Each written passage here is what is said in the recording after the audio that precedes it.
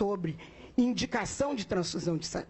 Eu estou discutindo um grupo especial de cidadãos brasileiros que tem uma organização religiosa que cuida da vida deles. Tanto que quem me conhece sabe que se alguém entrar no meu consultório e disser assim, não quero sangue, meu senhor, o senhor veio no lugar errado, eu não tenho nada que ver com essa história de sangue. O senhor é testemunha de Jeová? O cara diz, não, eu só não quero sangue, porque eu ouvi dizer que a senhora é boa nisso e tal. Não, eu não posso lhe atender.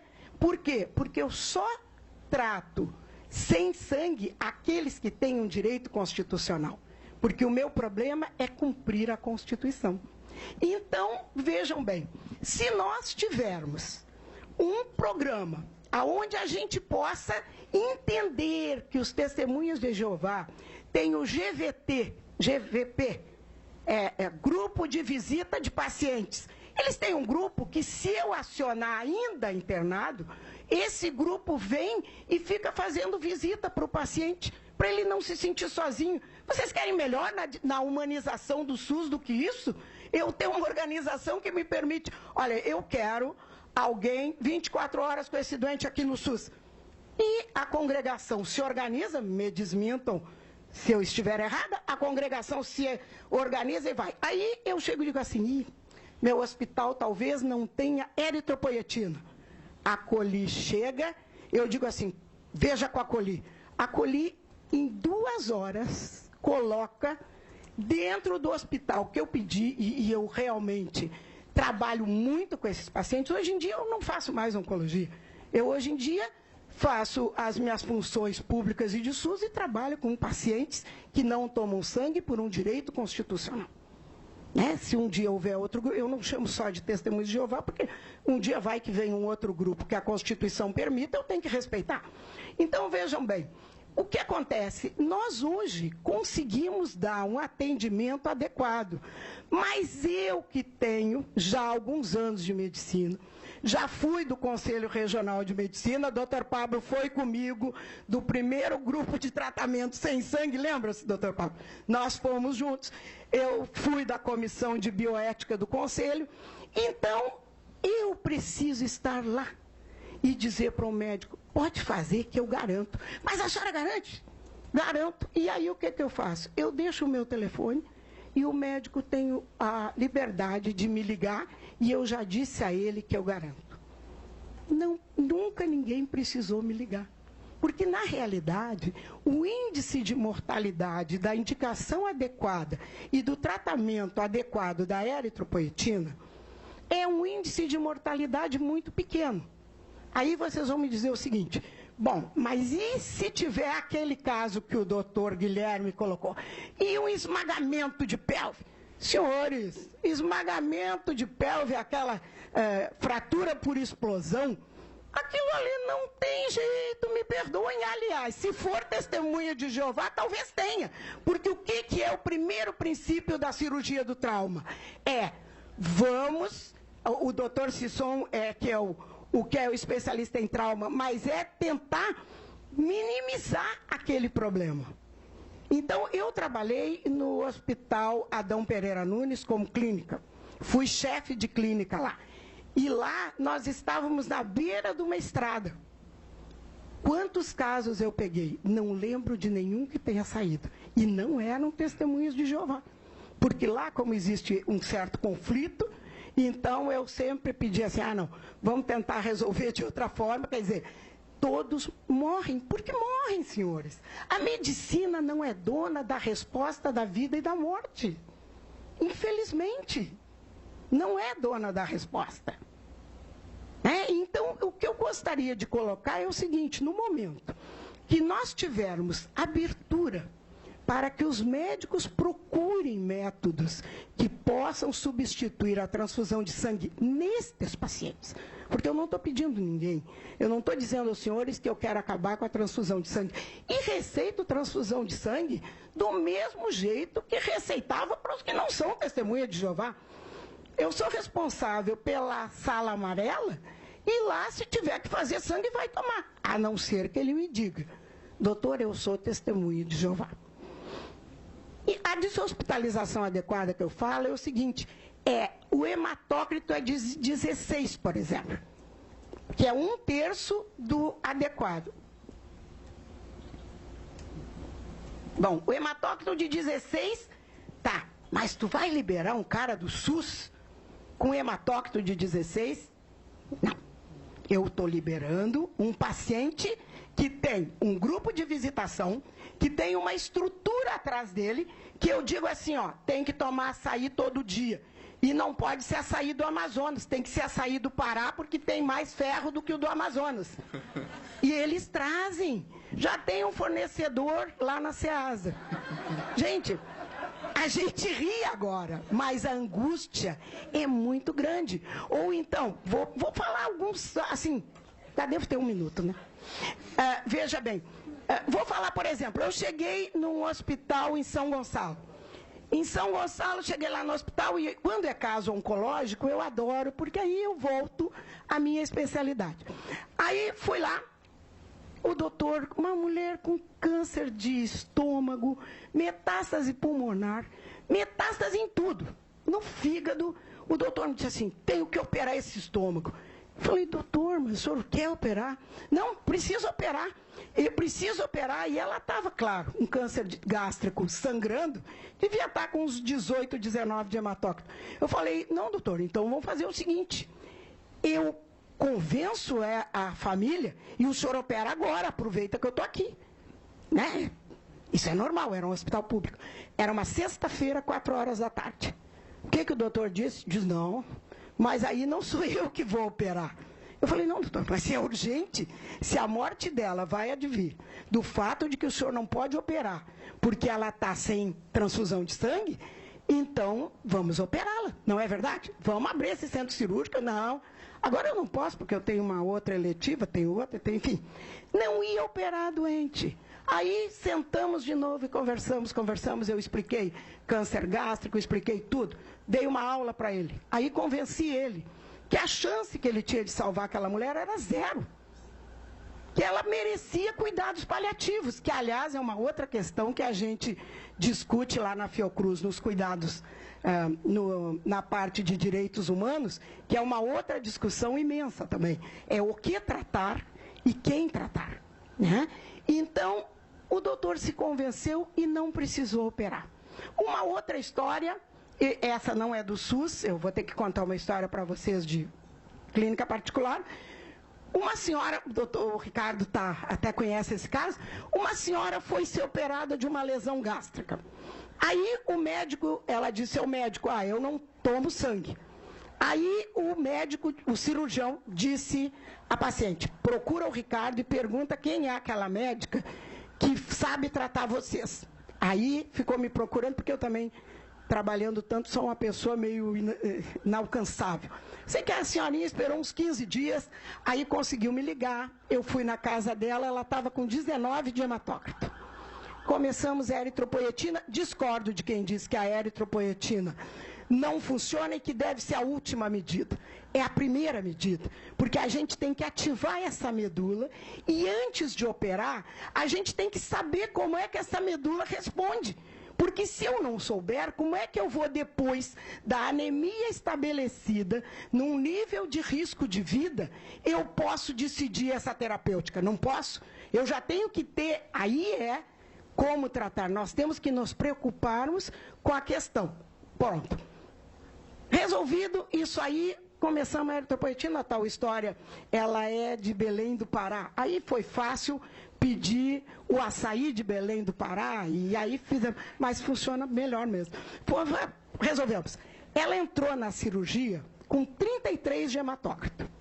Eu falei ao cirurgião, que é um colega, até lá do hospital, depois ele disse assim, eu sabia que era tu, mas mandei pelo outro caminho, que era para saber se eles iam te encontrar mesmo. Ele é meu colega de plantão. Aí, o colega entrou e eu disse, olha só, ela vai sair da cirurgia com 20, no máximo 22, porque não tem como. Ela saiu da cirurgia com 20. Foi para o CTI e caiu, e aí um dia chegou a 13. No 13, aí, como ele já sabia, já estava usando a eritropoetina, enfim, tudo que era necessário, ele mandou me chamar eu aumentei este hematócrito a 16 e mandei a paciente para casa. Porque eu estava com uma doente no CTI, estavam entrando casos suspeitos de H1N1 e ela tinha 83 anos. O cirurgião me falou essa semana que ela foi ao consultório dele com 30 de hematócrito, feliz, e ela não rompeu com a consciência dela. Porque a gente tem que entender que talvez para um jovem romper com as suas crenças seja fácil. Quantos já rompemos? Já caiu o muro de Berlim, já subiu Dilma, já subiu. E aí estamos nós ainda, suportamos isso. Mas o idoso que acreditou, teve uma crença, até a sua idade mais avançada, ele não suporta que a gente faça isso. É uma questão de respeito ao ser humano. Né? Então, eu acho que eu consegui, talvez de uma maneira atrapalhada, porque eu costumo dizer que esse trabalho de tratamento sem sangue me fez recuperar a alegria da medicina, porque a oncologia eu já tinha estudado muito, o suficiente para não me encantar mais. Mas a questão do tratamento sem sangue trouxe um novo oxigênio, porque eu devo dizer para vocês o seguinte, quando eu sou chamada para dirimir um conflito, eu não sei o que o doente tem. Então eu tenho que estudar muito, porque eu tenho que estar preparada para dirimir o conflito daquela patologia. Né? Então é difícil. Quando você é um médico que fica andando para tentar resolver e fazer com que o direito da pessoa seja respeitado, você tem que estudar muito mais. Então, a esta causa, foi o que me deu alegria de agora. Com essa idade, eu ainda continuo tão animada como estava há 10 anos atrás. Então, eu só gostaria de trazer essa discussão aos jurídicos e dizer o seguinte: talvez eu entenda a segurança jurídica necessária para tudo. Agora, mas bom, uma resolução de 1980, eu pensei que até a gente ia discutir aquele nosso parecer que foi retirado de 1994, que em 98 ele foi simplesmente retirado e disseram o seguinte, no Conselho Regional de Medicina: pode botar a polícia na porta e transfundir. Que isso? Né? E é isso. E alguns colegas me trazem o parecer. Que número é o parecer, doutor? Tu lembra? Não, eu sei que o 61 é o nosso. Doutora Maria Isabel, o tempo. Então, tá. Pronto, acabei meu tempo. Não, eu acabei meu tempo, me perdoem, eu sou uma entusiasta com isso, e é a grande ocasião em que eu tenho de defender aquelas pessoas, usuárias do SUS, porque até que a nível privado a coisa é muito mais fácil, porque eles têm escolha. Agora, no SUS, se ele entrar lá no hospital Dom Pedro II, a única pessoa que pode ir lá ajudar eles é quando eu pego o carro e vou até lá. Porque senão não tem. É isso que eu queria que o senhor refletisse, que os senhores refletissem, senhores procuradores. Obrigada. Muito obrigado. Gostaria de chamar aqui o doutor Leandro Valadares, da AGU.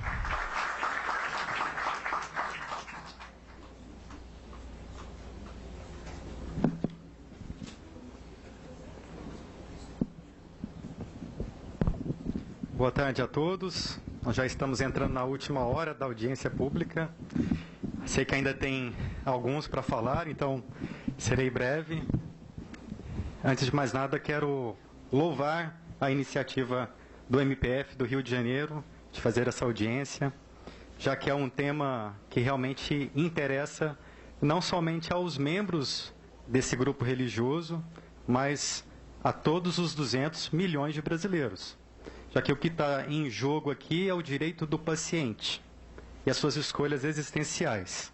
Então, sou membro da AGU, Advocacia Geral da União, e me interesso muito por esse tema. Já estudo ele há quase 20 anos, tenho alguns artigos também sobre esse tema, então, eis o motivo de eu estar aqui.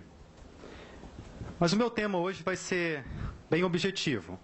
É sobre a autonomia privada do paciente. O que é a autonomia? É a sua autodeterminação. Direito que o paciente tem de fazer as suas próprias escolhas, sem nenhuma interferência. Bem, estamos todos de acordo que deve se respeitar a autonomia do paciente. Não vi ninguém até agora que foi contra isso. Mas o ponto aqui é o seguinte, e num caso onde você permitir que esse paciente exerça sua autonomia, possa causar um dano irreversível ou até a morte desse paciente. Ou seja, será que existe algum limite da autonomia do paciente? Será que o Estado ele pode impedir uma escolha existencial quando um cidadão ele faz uma escolha que vai de encontro à sua vida? Então, acho que essa é a grande questão que agora se coloca. Bem, quando se fala dos direitos humanos, muito já se falou aqui, e a gente não pode esquecer da base de todos eles. Igual esse prédio tem uma fundação, estamos aqui no 6º andar, existe uma base para todos os direitos do cidadão, que é a dignidade da pessoa humana. É um princípio. E isso nos leva aos outros direitos que emanam da dignidade humana. O direito à privacidade, o direito à vida, o direito à liberdade, o direito à igualdade e o direito ao acesso à saúde. Então, esse é o quadro que nós temos. Direitos humanos. E o que nós temos que nos perguntar é se cabe aqui alguma limitação. Do ponto de vista médico, o que significa o direito à vida? Do ponto de vista médico, é preservar a vida biológica do paciente. Isso a todo custo. O médico jura lá que vai salvar a vida do paciente. Isso tem como base o princípio da bioética da beneficência. Então, o médico entende o que é melhor para o seu paciente, então ele faz de tudo. E num caso de iminente risco de morte, ele se sente no direito de passar por cima da autonomia do seu paciente. Mas do ponto de vista jurídico, o que é o direito à vida? É apenas o aspecto biológico? Não. Do ponto de vista jurídico, o direito à vida significa uma vida com dignidade, significa a autonomia da pessoa. Ou seja, permitir que a pessoa faça suas próprias escolhas. Daí vem o direito à liberdade religiosa. Que isso significa que quando você faz uma escolha existencial com base numa crença, isso então tem um peso ainda maior. Diante disso, pode-se afirmar que não existe meia autonomia. Ou você vai olhar para o seu paciente ou para o cidadão como sendo autônomo nas suas escolhas, ou não. Independente do estado emergencial onde ele se encontra. E quem é que disse isso?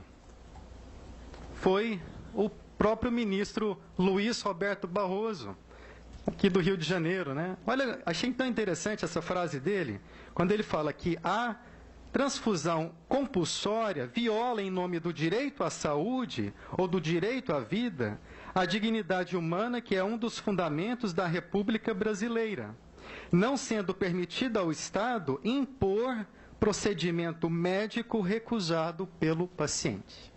E por que é assim?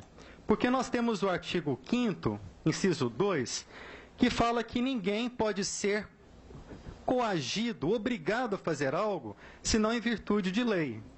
Existe alguma lei que impõe ao cidadão, em estado de iminente risco de morte, ele ser transfundido à força? Não existe essa lei.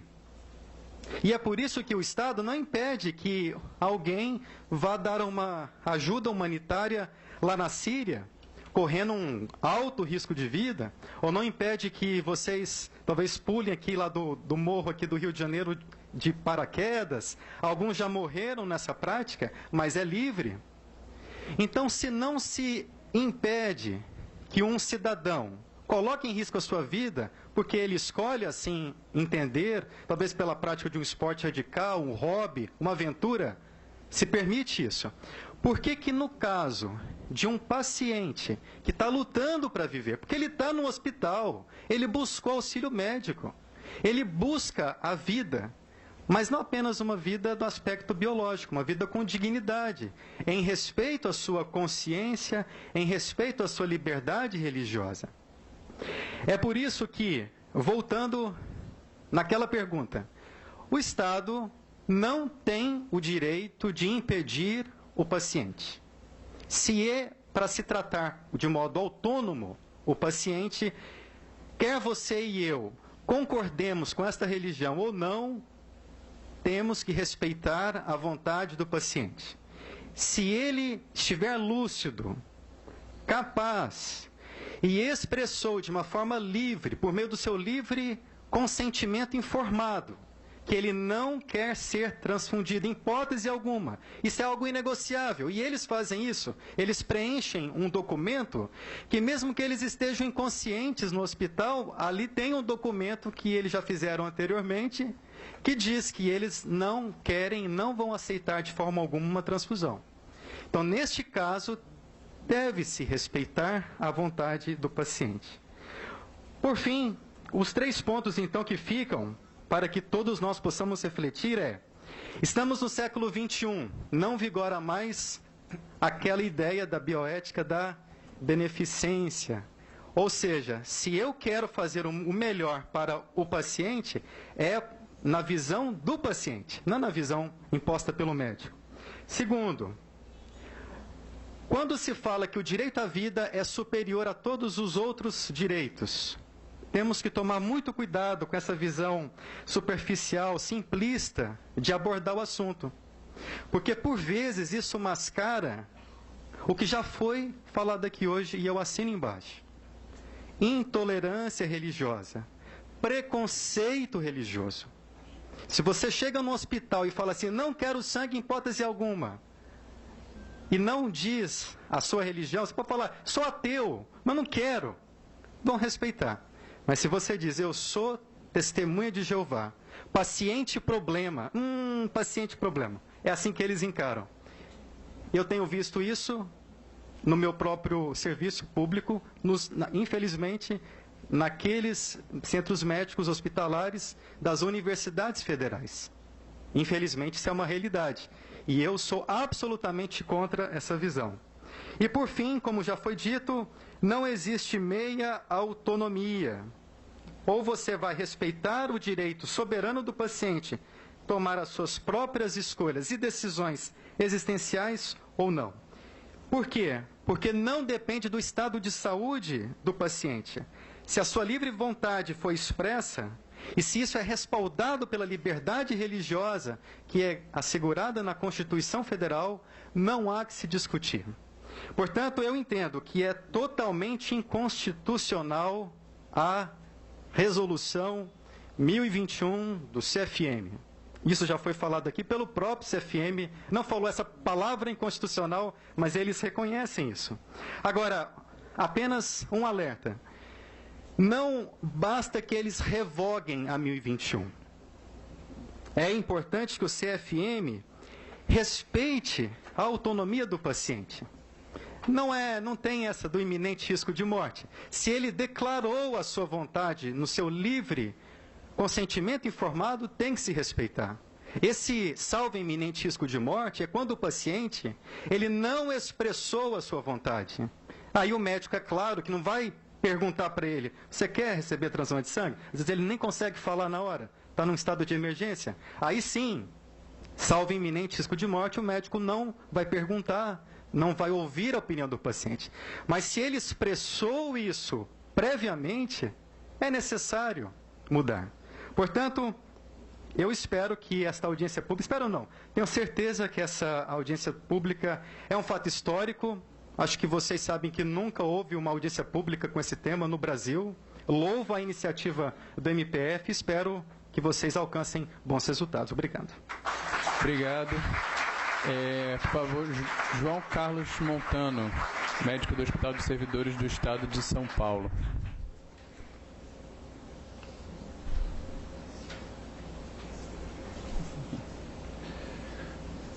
Bem, boa tarde a todos. Boa tarde, senhor procurador. Eu sou médico cirurgião de São Paulo, com pós-graduação na área de gerenciamento de sangue e de medicina baseada em evidências. E nós sabemos que a transfusão de sangue é um tratamento médico extremamente comum. E podemos citar aqui pelo menos 5 fatores que justificam